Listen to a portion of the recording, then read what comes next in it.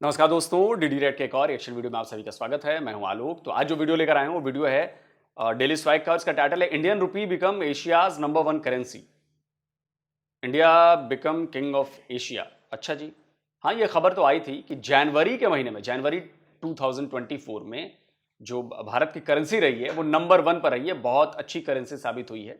तो ऐसी खबरें मैंने पढ़ी थी और ये अच्छी बात है। देखिए, इंडिया की इकोनॉमी सुधर रही है, इंडिया की इकोनॉमी ग्रो कर रही है, तो जाहिर सी बात है कि जब इकोनॉमी ग्रो करेगी तो करेंसी भी मजबूत होगी। तो ऐसा कुछ हुआ है एशिया में। तो चलिए देखते हैं कि पाकिस्तान के लोग क्या कहते हैं इस पर। वालेकुम अस्सलाम। सर कैसे हैं आप? शुक्र अल्लाह का। नाम आपका? मोहम्मद अजहर। अच्छा सर, आपका नाम? जावेद इकबाल टीपू। एडवोकेट साहब, जी जी। जबरदस्त हो गया। आज हमारे साथ एक नॉर्मल आदमी और एक एडवोकेट साहब मौजूद है। इनसे हम पूछते हैं कि भाई आपको पता है कि एशिया के सबसे मजबूत करेंसी कौन सी बन चुकी है इस टाइम? कौन सी है एशिया की मजबूत करेंसी? मुझे नहीं पता, आपको पता है? इंडिया की होगी। इंडिया की होगी। आपको क्या लगता है?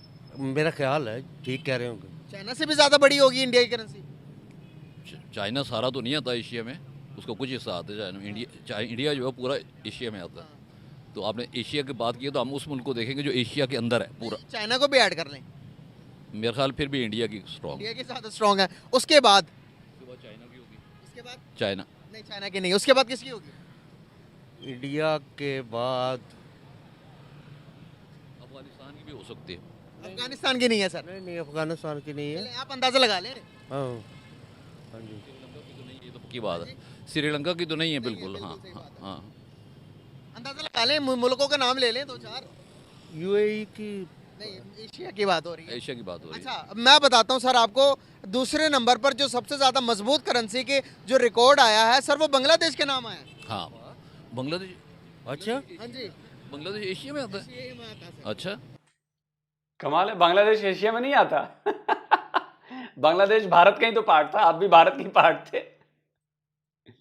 और ये जो लिस्ट आई है वाकई बात सही है। भारत की करेंसी नंबर 1 पर है, बांग्लादेश नंबर 2 पर है और उसके बाद बाकी और भी कई देश हैं। पाकिस्तान का तो कहीं नामो निशान नहीं है भाई। अब 250 का डॉलर है तो कहाँ से आएगा नामो निशान भाई। अफगानिस्तान भी इनफैक्ट है उसमें। तो ये है। हाँ नहीं, फिर ठीक है। सर बांग्लादेश का नाम आ गया, चेक करें इंडिया ने अपने आप को कितना सवार लिया सर। वो तो बड़ी डाउन होती थी करेंसी, एकदम से कैसे निकल गई? तो जाहिर है उन्होंने उन कौम ने तरक्की की है, उनके लोगों ने सिंसियरली काम किया है। जब सिंसियरली काम होगा, हर बंदा अपने काम को काम समझ के करेगा तो तरक्की यकीनन होगी। अच्छा, हाँ, किसको ज्यादा क्रेडिट? उनके जो रूलर्स हैं उनको भी जाता है और उनकी पब्लिक को भी जाता है। अच्छा, आपको क्या लगता है? उनके हुक्मरानों को क्रेडिट जाता है। नरेंद्र मोदी बहुत अच्छा काम कर रहे हैं। और वहाँ पे इन्वॉल्वमेंट नहीं है, मतलब कि जो ना मुख्तलिफ हलकों की इतनी ज़्यादा इन्वॉल्वमेंट नहीं है। एक वजह और भी है। हाँ, एक वजह और भी है। वो वजह ये है कि हमारे यहाँ पर एक सूबे में से जो पार्टी जीती है ना, वो पूरी हुकूमत बनाती है वो, अच्छा, which is the negative effect of Punjab में से जो जीती। हाँ जी, मतलब पहले बांग्लादेश में उस तरह होता था। पहले बांग्लादेश की वजह से हम सफ़र करते थे और उसे हमने अपना वो हिस्सा ज़ाया कर दिया। अब वो उसी चीज़ को हम फिर रिपीट कर रहे हैं कि पंजाब में से जो जीते बाकी 3 सूबों को बिल्कुल इग्नोर कर देते हैं। तो जिससे हमारी यूनिटी भी वीक हो रही है मुल्क की, और मुल्क का जो सिस्टम है वो भी ख़राब हो रहा है। सर करेंसी स्ट्रॉन्ग किस तरह से होती है? करेंसी स्ट्रांग होने की ये वजह होती है, जितनी चीज़ें हमसे दूसरे मुल्क ले रहे हैं और जितनी हम उनसे ले रहे हैं। ट्रेड कर रहे हैं। हाँ, अगर हम बाहर से चीज़ें जो ले रहे हैं उसमें अपना डॉलर कम खर्च कर रहे हैं और हमारी चीज़ें लोग बाहर की दुनिया ज़्यादा ले रही है, वो हमें डॉलर दे रही है, तो उस सूरत में करेंसी जो इम्प्रूव करती है। सर इन्वेस्टमेंट भी तो आ रही है, बहुत ज्यादा बल्क में आ रही है। इन्वेस्टमेंट एक वो भी इसी सिलसिले में है। अगर वो ज़्यादा आ रही है और हमारे अमाउंट बाहर कम जा रहा है तो वो भी वही बात है।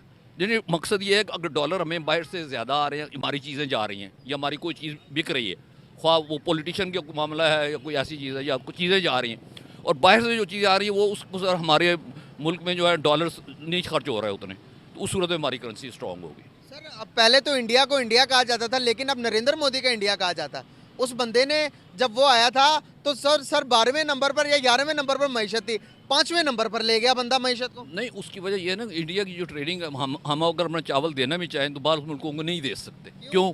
कि इंडिया की जो इम्पैक्ट है दुनिया के ऊपर, वो उस इंडिया से 40 चीज़ें लेते हैं, उसमें चावल भी लेते हैं। हमसे वो चावल लेते हैं, बाकी जो 25 चीज़ें वो ले ही नहीं सकते हमसे। सर ऐसा क्यों है?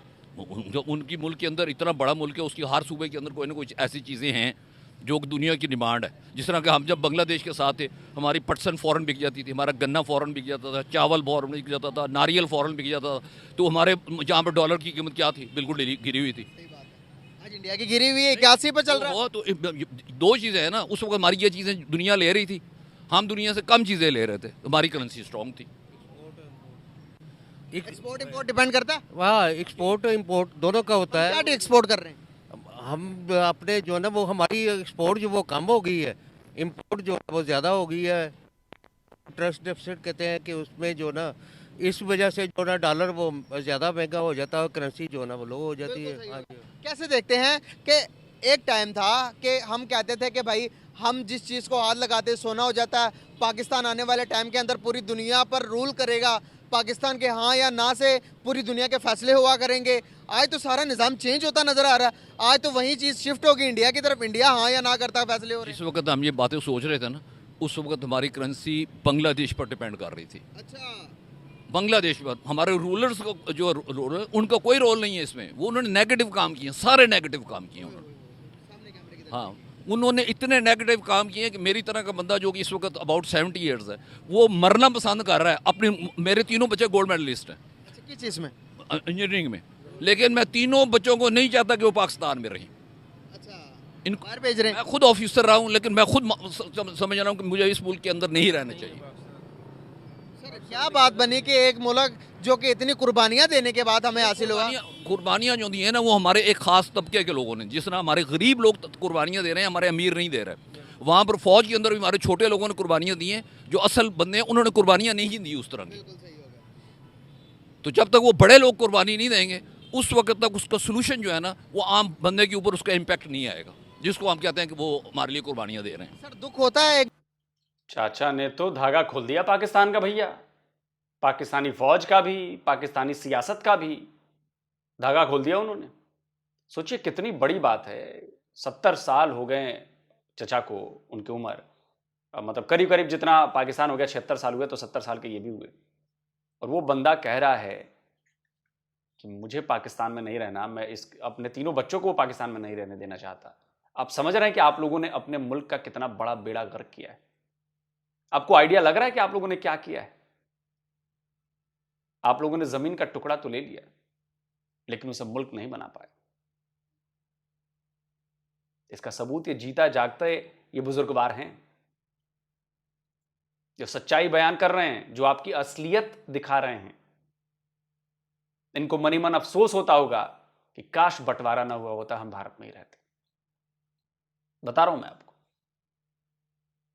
खुल के ना बोल पाए, लेकिन उनके मन में जरूर ये बात आती होगी कि काश बंटवारा ना हुआ होता, काश अलग देश ना बना होता, हम आज भारत में होते।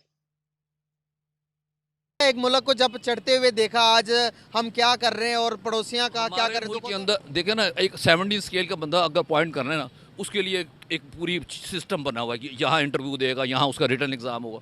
जिसने वजीर आजम बनना है उसके लिए एग्जाम ही कोई नहीं, उसके लिए कोई एग्जाम नहीं है। इनके मेरे नज़दीक सिस्टम इस तरह ठीक हो सकता है, जितने पॉलिटिशियन इलेक्शन लड़ते हैं इनकी कुरंदाजी हो, पता लगे कि नवाज शरीफ ने जाकर रहीम खान से इलेक्शन लड़ना है, रहीम खान के बंदे ने जाकर कुहाड़ से इलेक्शन लड़ना है, क्योंकि इन्होंने कौम का काम करना है ना। तो पहले कौम, पूरी कौम के अंदर पॉपुलर हों तो फिर ठीक है ना। ये एक जगह पर एक गैजेट बनाते हैं, उसकी पॉपुलैरिटी से फिर 40 साल हुकूमत करते हैं, ये तो कोई सिस्टम नहीं है। हाँ जी, तालीमी निज़ाम के बारे में क्या कहेंगे? हमारा बेहतर है या इंडिया का हमारा बेहतर है? तालीमी निज़ाम इतना फुलिश निज़ाम है, मैं कैमरे के आगे कह रहा हूँ, हमारे 90% टीचर्स को नहीं पता कि 9 के बाद 10 कैसे बने। कह देते हैं हम 9 के बाद ये 10 है, लेकिन कोई नहीं जवाब देगा कि 9 के बाद 10 किस लॉजिक से बने। हम हर काम बगैर लॉजिक के कर रहे हैं। बगैर लॉजिक का मतलब है हम, जैसे कि मिसाल दे। मैंने बता रहा हूँ ना, ये काम हम हर काम बगैर लॉजिक के करते हैं। उससे क्या होता है, हमने जो चीज़ हमारे बड़ों ने सीखी है, जो लफ्ज़ सीखे हैं, वो हमें सिखा देते हैं। इससे तरक्की नहीं होगी जब तक हम उस चीज़ को कब फर्दर ब्रेकअप कर कर अगले बंदे को नहीं ना देंगे। वो बंदा अपने अगले बंदे को फर्दर ब्रेकअप कर कर नहीं देगा, उसको समझा कर नहीं देगा। उस वक्त तक हमारा लॉजिकल सिस्टम वीक रहेगा। और पूरी दुनिया इस वक्त जो हमारा ये मोबाइल है, इसके अंदर दो चीज़ें हैं, एक रैम है, एक रोम है, ठीक है ना। रैम क्या है, वो स्पीड है। स्पीड का क्या मतलब है, वो कितना क्विक हमें हमारे बात का जवाब देता है। और रैम जो है वो जो रोम जो है वो बताते हैं उसके अंदर कितनी ज़्यादा चीज़ें रख सकते हैं उसके अंदर, ठीक है ना। हम अपने एजुकेशन सिस्टम के अंदर स्टूडेंट को ये दो चीज़ें डिलीवर ही नहीं कर रहे हैं। सही बात है। हमने पेपर के अंदर ऑब्जेक्टिव हिस्सा रखा हुआ है जो 5 मिनट में होना चाहिए, हमने उसके लिए 40 मिनट रखे हुए हैं। सर ये निज़ाम तो फिर भी ठीक है। आप थोड़ा सा नज़र दहानी आपके मैं मदारिस के तलबा की तरफ भी करवाना चाह रहा हूँ। सर वहाँ पर सिर्फ और सिर्फ कुरान मजीद पढ़ाया जाता है, लेकिन वहीं सिर्फ जो नादरा पढ़ाया जाता है साइंस के बारे में तो बच्चों को पता ही नहीं है। नहीं, बात एक चीज़ और है, हमारे मदरसे हैं, मदरसे तो काम ही सिर्फ कुरान शरीफ का कर रहे हैं ना, मुझे उनके ऊपर भी ऑब्जेक्शन है। वहाँ से बच्चे लाखों के हिसाब से उन्होंने कुरान मजीद हिफज किया है, उनको ये नहीं पता कि कुरान मजीद के अंदर हमें कौन से इंपॉर्टेंट मैसेजेस दिए गए हैं और उन पर हमने अमल भी कर रहे हैं। जब जिस वक्त तक अमली ज़िंदगी में हम नहीं आएंगे, हमने एक बल्ब लगाया हुआ है ना, अगर हम उसको जलाते नहीं तो उसको कोई फ़ायदा नहीं है। तो इसी तरह अगर हम इल्म हासिल करते हैं उस पर अमल नहीं ना कर रहे या हम अमल करने की पोजीशन में नहीं है, तो इसका मतलब है वो ज़ीरो है काम। बिल्कुल सही बात। वो बल्ब लगा या ना लगा बराबर है। तो सर ये बच्चे बाहर निकलकर क्या साइंस और टेक्नोलॉजी के बारे में जितना आगे चैट जीपीटी का आ रहा दौर, आईटी का दौर है, क्या ये मदरसे के बच्चे हमारे जो मौजूदा तालीमी निज़ाम पढ़कर मुकाबला करेंगे दुनिया का? नहीं, हमारा निज़ाम तालीम जो है ना वो इस तरह के हमने सारा सिस्टम रखा हुआ मेमोराइज के ऊपर। मैंने चीज़ याद की, किताब से पढ़ी, उसी तरह लिख दी, नंबर मिल गए। अच्छा, ये मेमोराइजेशन का सिस्टम ख़त्म होना चाहिए, हमें समझ बूझ वाला काम देना चाहिए, समझानी चाहिए उस चीज़, उसकी लॉजिक्स बतानी चाहिए। सर इंडिया आईटी में दुनिया को लीड कर रहा है। वो बात वही है, आईटी का मतलब है कि उसकी लॉजिक स्ट्रॉन्ग है। लॉजिक्स, आप कंप्यूटर में जो भी काम करते हैं लॉजिक से करते हैं काम, ठीक है ना। जो जब तक लॉजिक्स का मतलब है आप उसकी विजडम ठीक कर रहे हैं। अगर लॉजिक नहीं है तो आप विजडम नहीं ठीक कर रहे हैं, आप उसकी सिर्फ यानी उसकी जो रैम और रोम वाला मामला, आप उसकी रोम को भर रहे हैं, उसकी रैम के लिए कुछ नहीं कर रहे हैं। हाँ, कुछ नहीं कर रहे। बिल्कुल सही। आप- मैं आपके आप- लॉजिक को काफी समझ रहा हूँ। नहीं, देखे ना, आम बच्चा है ना, एक बच्चे से आप क्वेश्चन पूछते हैं फौरन आंसर देता है, उसने और तरह की एजुकेशन ली हुई है। एक बच्चा 5 मिनट सोच कर जवाब देता है। अब हमारा कंप्यूटर जब हमारा मोबाइल स्लो होता है ना, हम कहते हैं यार ये नहीं लेना, हमने वो 30,000 की बजाय 60,000 वाला लेना है। वहाँ पर हम उस चीज़ को तरजीह दे रहे हैं, पढ़ाई के दौरान हम उन चीज़ों को नहीं एडजस्ट कर रहे हैं। क्या इस तालीमी निज़ाम का बच्चा आज कहीं भी इंटरनेशनल मवाद पर जाकर इंडिया के साथ मुकाबला हो जाए, हमारे तालीमी निज़ाम के बच्चे का किसी भी सेक्टर के अंदर क्या मुकाबला कर सकता है? नहीं नहीं, बात ये है कि जब तक हमारा एक जगह टैलेंटेड आदमी है वो तो कॉलेज का प्रिंसिपल बनता है, जो सबसे झूठ आदमी है वो हमारा वज़ीर आज़म बनता है। यानी कंपैरिजन दोनों का नॉलेज वाइज रैम और रोम के लिहाज से ये है जो रियलिटी है। पूरी दुनिया के अंदर मोबाइल की कीमत इसीलिए ज़्यादा है, उसकी रोम और रैम का फ़र्क होता है, ठीक है ना, उसी वजह से हम ज़्यादा पेमेंट करते यहाँ हैं। पर एक सवाल पूछना चाहूँगा, 2 मुल्क एट ए टाइम में आज़ाद हुए, एक मुल्क ने देखो कितना ज़्यादा 5वीं बड़ी मईशत बन गया, उनके रिजर्व 600 बिलियन डॉलर्स के, उनकी हर एक चीज़ की मिसाल दी जाती है। सर वो कैसे तरक्की कर गया? आप मुझे एक बात कैलकुलेशन के मुताबिक बताइएगा कि कैसे। हमारा मुल्क जो है ना वो बाहर से मैनेज हो रहा है। अच्छा, वो पाकिस्तान के अंदर जो टैलेंटेड लोग हैं ना उनको मौका नहीं मिल रहा। जो गूफ किस्म के लोग हैं, बिल्कुल गूफ लोग, वो हुकूमत में आ रहे हैं। यानी हमारे जो MNA और MP बनते हैं उनमें से बाज़ ऐसे बंदे हैं, अगर आप प्राइमरी स्कूल के टीचर के मुकाबले में उनका रिटर्न टेस्ट लें ना, वो उसको क्वालिफाई नहीं करेंगे, लेकिन पूरे मुल्क के ऊपर कंट्रोल करने की कोशिश कर रहे हैं। वो कैसे ठीक हो सकता है ये निज़ाम सारा? ये निज़ाम एक तरीके से ठीक हो सकता है। अमेरिका या जिन्होंने हमें आज़ाद किया, वो यहाँ आकर एक टीम बने, वो इंटरव्यू लेकर सिलेक्शन करे कि किसने कहाँ जाना है। आपको लगता है ये अमेरिका की बात मानेंगे आवाम? वैसे ही नहीं, अमेरिका के अगेंस्ट है। हम देखें ना, माने या ना माने, उसका सोल्यूशन ये है, हमें कोई उम्मीद नहीं है कि कोई हमें इंसाफ मिले। ये इंसाफ ही है, जब ये चीज़ें नहीं ना होती, ये इंसाफ की नफ़ी हो रही होती है। उस वक्त ये हम जस्टिफाई नहीं कर रहे सिस्टम को। जिस वक्त एक इलीगल आदमी ऊपर बैठा हुआ है और वो हमारे मुल्क कमांड कर रहा है, बिल्कुल सही होगा। तो उससे देखें ना, जो लोग नहीं पढ़ रहे उनकी हम हौसला अफजाई कर रहे हैं कि जो नहीं पढ़ते वो देखें वो बैठे हुए एक हैं। बात मुझे जो पढ़ बताएं, रहे हैं, उनको हमने पाँव में बिठाया हुआ है। एक बात मुझे बताएं, क्या यही निज़ाम इंडिया के अंदर कोई रूल नहीं होता होगा कि बाहर से अमेरिका के बाहर से रूल कर रहा हो कि नहीं होता? देखिए, इंडिया का जो सिस्टम है ना एजुकेशन का, वो हमसे फार बेटर है। और जिस तरह हम कहते हैं ना बल्दियाती निज़ाम सबसे ज़रूरी है, उससे अगला निज़ाम ठीक होगा। इसी तरह पूरे मुल्क का निज़ाम जो है ना वो एजुकेशन के राउंड अबाउट है। चलें, बहुत शुक्रिया sir, thank you so much, very nice to talk with you, बहुत ज़बरदस्त। देखिए कितनी समझदारी वाली बातें की हैं, और मुझे लगता है कि पाकिस्तान में ऐसे लोगों की संख्या बहुत कम है, बहुत कम है। अगर ऐसे लोगों की संख्या ज़्यादा हो तो वाकई पाकिस्तान बच सकता है, पाकिस्तान आगे निकल सकता है अगर ऐसे लोग हों। लेकिन ऐसे लोगों को तो आगे बढ़ने ही नहीं दिया जाता, ऐसे लोगों को बेवकूफ़ समझा जाता है। कितनी समझदारी वाली बातें इन्होंने की हैं। मैं भी ध्यान से सुन रहा था, मैंने बीच में टोका भी नहीं। कितने समझदारी वाली बातें की इन्होंने, कितने लॉजिकल पॉइंट्स रखे हैं, सरल भाषा में चीजें समझाई। लेकिन पाकिस्तानियों को ये बात समझ में नहीं आएगी। पाकिस्तानियों को बात समझ में आती है भारत हमारा दुश्मन है, कश्मीर बनेगा पाकिस्तान, भारत पर एटम बम मार दो, सारे हिंदुओं को खत्म कर देंगे। ये बातें समझ में आती है पाकिस्तानियों को, इनकी बातें नहीं आएंगी। इनको तो लगेगा कि क्या बुड्ढा आके लेक्चर दे के चला गया। लेकिन असल बात यही है, कह के गए हैं बुजुर्गवार, जो असल चीज है वो यही है। सर क्या कहना चाहेंगे कि आज की रिपोर्ट के मुताबिक एशिया की नंबर 1 करेंसी कौन सी बनी होगी, कौन सी कंट्री की होगी? सर जो आज की रिपोर्ट आई है रिसेंट, उस पर आप देख लें कि इंडिया की जो है करेंसी नंबर 1 है एशिया के हिसाब से। तो दूसरे नंबर पे जो है वो बांग्लादेश जा रहा है। ठीक है जी। क्या वजूहत होती है, क्या ऐसे काम करते हैं जिसकी वजह से आपको गुड न्यूज़ मिलते हैं, गुड न्यूज़ इस तरह के मिलते हैं कि आपकी इंडिया की बात करें तो वहाँ पर गुड न्यूज़ ये मिलती है कि आपकी करेंसी मजबूत हो गई है, सबसे ज़्यादा रेमिटेंस आने वाला मुल्क इंडिया बन जाता है और बाहर से इन्वेस्टमेंट आने वाले मुल्क इंडिया बन जाता है। तो ये कैसे होता है? भाईजान ये देख लें, उन्होंने अपने हर सेक्टर में जो है ना डेवलपमेंट की है।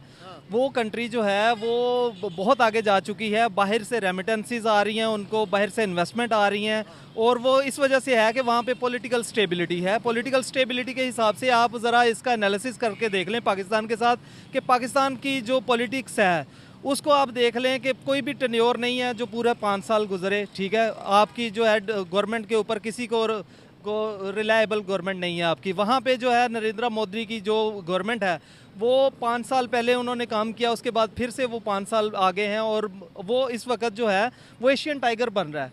ठीक है जी, एशिया में सबसे ज़्यादा जो है इकोनॉमी उनकी स्ट्रॉन्ग है। वो इसी वजह से है कि वहाँ पे फॉरेन इन्वेस्टमेंट जो है वो आ रही है। बिल्कुल सही। ठीक है जी। अच्छा, फॉरेन इन्वेस्टमेंट की आपने बात की, तो सर क्या हमारे मुल्क में फॉरेन इन्वेस्टमेंट नहीं आ रही, क्या वजूहत है? सर आपके मुल्क के अंदर जो है फॉरेन इन्वेस्टमेंट इसलिए नहीं आ रही कि आपका जो पॉलिटिकल बैकग्राउंड है ना वो बड़ा ही डैमेज हो चुका है। दुनिया के अंदर जो है ना आपकी कोई क्रेडिबिलिटी नहीं है।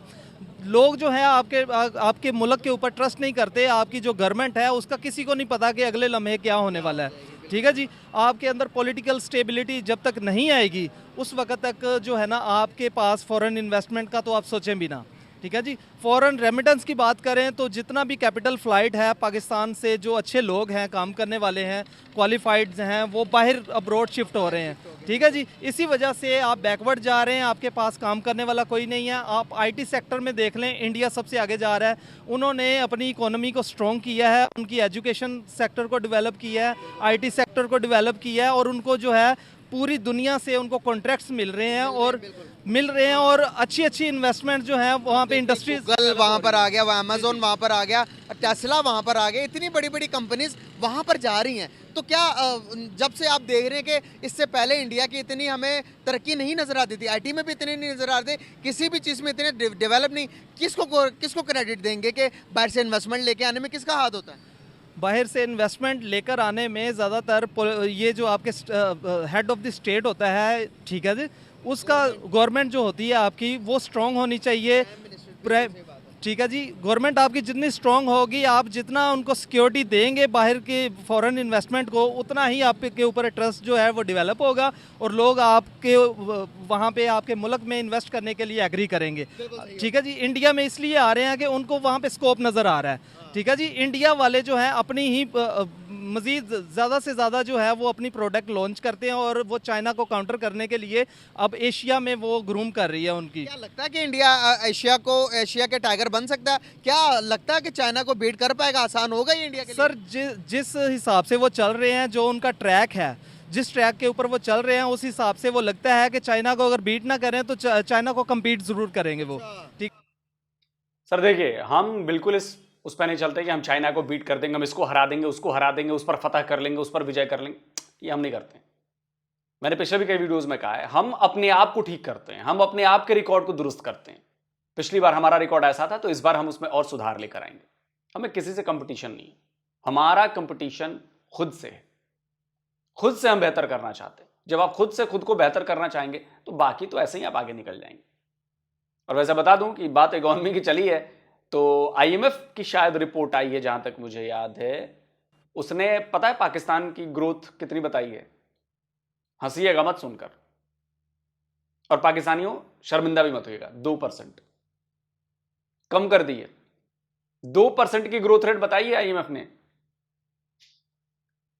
यह है आपकी हालत। समझते रहिए कि क्यों ऐसी हालत है आपकी। नहीं कर सकते।